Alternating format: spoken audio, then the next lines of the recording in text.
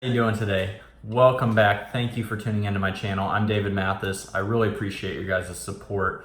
Hope you guys are finding some useful things out of the content I'm producing. If you do, please go like, subscribe, and share. I'd really appreciate it. So to dig into today's topic, I want to talk about pre-workouts and energy drinks. Now, undoubtedly, you have seen either walking into the gym or posted all over Instagram or Facebook ads promoting pre-workouts and energy drinks, right? Are they actually needed though? Are they gonna help improve your performance in the gym? Well, the answer to that is yes and no. There are certain circumstances when I think that pre-workouts and energy drinks can be to someone's advantage. Now, there are some things that you need to remember when you're deciding if you are going to spend your money on pre-workouts or energy drinks. The first thing, there's a lot of pros to them both, right? They increase stamina. They help give you that little extra push when you're in the gym. Partly because it helps increase blood flow, right? Especially with pre-workouts. They've got things in them like creatine, beta-alanine, caffeine. Some of them have some nitric oxide boosters in it, things along those lines. So it can help with stamina. And along those lines with the creatine in it, it also can help with power output. Creatine is one of the main components to help with increased power output when you are lifting weights explosively. So those are some pros that are going for it. Another pro is that they just taste good, right? Let's just be honest. They have those artificial sweeteners in it. They have those flavors in it. They are palatable. So they taste good. They make us want to keep drinking them. So that is a pro in their favor. The other pro that I see when talking about pre-workouts or energy drinks is that it helps you concentrate a little bit more when you go in the gym. Not all of us can be 100% fresh, wake up in the morning, have breakfast and go straight to the gym. Some of us have like a full-time job, right? And you might not be able to train until later on in the day. Or let's just face it, life comes up, things get in the way, we get hectic, we get stressed, our concentration, our mind is not always on what we're trying to do in the gym. So that increased ability to help us concentrate on the task at hand for the 45, 60 minutes, whatever it is that we're in the gym trying to hit it hard, that definitely goes in the pro column for both pre-workouts and energy drinks. When there's pros, there's always cons, right? So like I said before, some of the cons is that they can get a little pricey. An average pre-workout probably runs you around $40 to $50 for 30 servings. Now, that doesn't seem like a lot, but maybe you're a college kid and you're on a budget, right? Or maybe you're an adult and you're on a budget. Do you necessarily need to be spending your money picking up pre-workout? Well, that's going to be up for you to decide with your finances and how you budget it. Even Monsters, even energy drinks, they go for about $3 a can when you order them, when you go up and pay for them at the gas station or at the gym, wherever it is, right? So they can get a little pricey. That would be something I would put in the con column for whether or not choosing pre-workouts or energy drinks is right for you. The other thing is that some people are very sensitive to the stimulation that they provide, the caffeine and some of the other products in it that I listed prior to this. Overstimulation is something that you need to worry about in the gym. It sounds like it's something that would be a positive thing, but it really isn't. You get so jacked up, you get so overstimulated that you fatigue quicker, actually. You don't perform so well in the gym. Your energy levels spike real quick and then they crash real quick too. So you want to be aware of if you have a sensitivity to stimulants or not.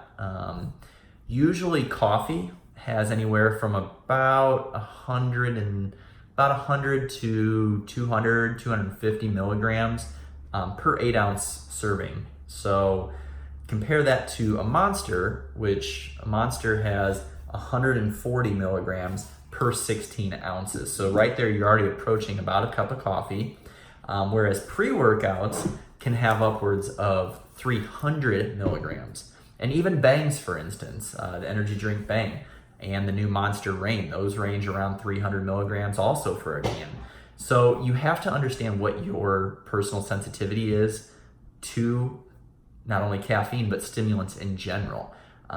So that might be a con in your column as far as whether or not you choose to use a pre-workout or an energy drink, right? They also have a possibility of, well, not a possibility, they do. They increase your blood pressure, right? You feel that jacked up, you get a little bit more alert, right? So if somebody has a history of high blood pressure, they might want to watch out for using a stimulant like a pre-workout or an energy drink prior to going into the gym, where the activity of lifting alone is going to raise your blood pressure acutely. So just something to think about out there. Another thing is that if you consume too many of them and you're not drinking enough water, you will get dehydrated. Dehydration is one of the worst enemies for you when you're going into the gym trying to train, right? Your muscles, your body, you need to be hydrated. That's how you move. That's how you produce power. That's how you stay healthy and how you recover. So consuming too many monsters, too many pre-workouts, that's going to bring your dehydration level up. So you want to make sure that, first of all, you're not over consuming them. And second of all, you also want to make sure that you're consuming water. You're still getting in plenty of water. Just because this monster is fluid does not mean that that should count as your water intake for the day. So stay hydrated, keep your potassium, keep your sodium up, make sure your electrolytes are in balance, and do not get dehydrated, because that's going to be one of the worst things that you can do for your performance and working towards your goals, is for your body to be in a dehydrated state. That's when you get injured. That's when you don't see the progress that you're wanting to make. So try to avoid that. Also, pre-workouts and energy drinks have the ability to cause insomnia, especially when consumed too close to bedtime, right? But also when just consumed in too big a quantity during the day. Sleep is going to be one of your biggest allies when trying to accomplish any goal, whether it be gaining muscle or losing fat. Your body needs rest. That's where we reset. That's where all of these processes take place, right? We don't grow in the gym, we grow outside of it. We grow during our rest time, we grow during our sleep. And by the way, rest and sleep are two separate things, okay? Don't get it twisted. Rest is just not being in the gym, right? That's not exuding the physical activity. Sleep is what is really, really important. You can rest, but if you're not sleeping, you're not going to recover enough to be able to make the progress you want and you're been working hard for in the gym. So make sure you understand the difference. Make sure you're utilizing and taking advantage of both rest and sleep for your recovery purposes. But yes, it can cause insomnia. If you're not sleeping at night, that's going to be a major, major issue, not only towards muscle building or fat loss, but it impairs cognitive functioning during the day, right? You're at risk for more things like heart disease, other illnesses like that. So make sure you're taking your sleep, what am I trying to say? Make sure you're making that an important part of your regimen, right? So if you find yourself that you're having too many sleeping issues, you might want to start cutting back on the monsters, or you might want to stop doing the pre-workouts. Just a suggestion. So are they worth it? Well, that's going to be for your individual, for you to individually decide.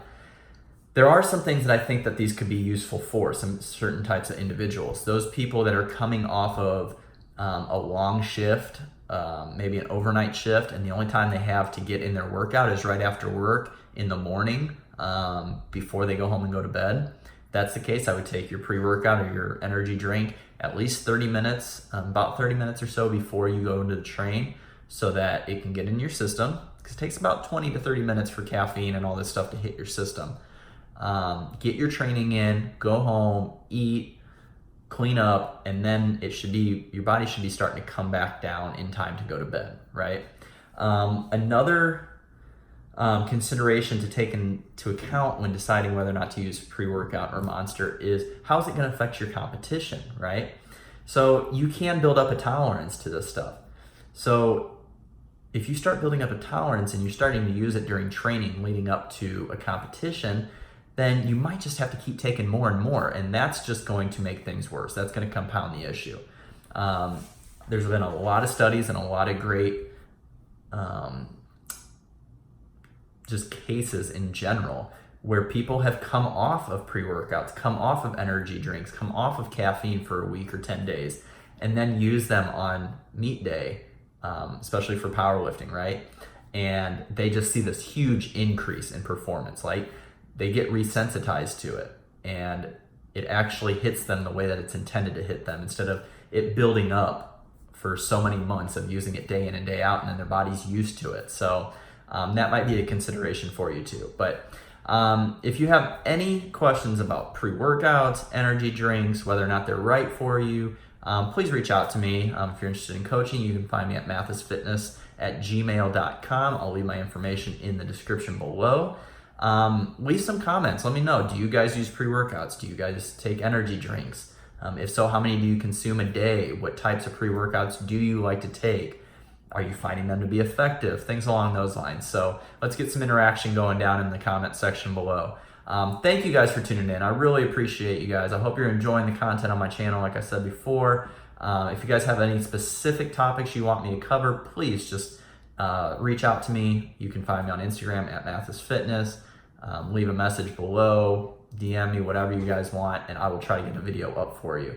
But with that being said, please like, subscribe, and share if you've enjoyed this, and I will be catching you next time with another topic.